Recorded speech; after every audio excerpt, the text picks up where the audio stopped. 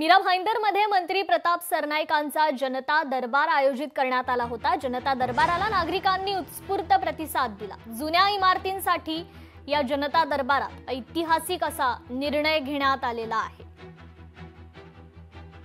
जुन्या धोकादायक आणि अतिशय जर्जर झालेल्या इमारतींचा डीप कन्व्हेन्सची जी प्रोसिजर आहे ती आर्थिक काही विचार गोरगरीब लोक त्या ठिकाणी राहत असल्याकारणाने अडचणीचे ठरत असल्याकारणाने शिवसेनेच्या माध्यमातून त्यांना एकही रुपया खर्च न करता पूर्ण डीप कन्व्हेन्सची प्रक्रिया करून देण्यात येणार आहे। त्यासाठी जागेची जी कागदपत्र आहे ती पूर्ण आमच्या शिवसेनेच्या कार्यालयामध्ये जमा करणं गरजेचं आहे आणि एक टीम बसवलेली आहे। त्या टीमच्या माध्यमातून पूर्ण त्याला डील करण्याची प्रक्रिया आम्ही मोफत स्वरूपात करून देणार।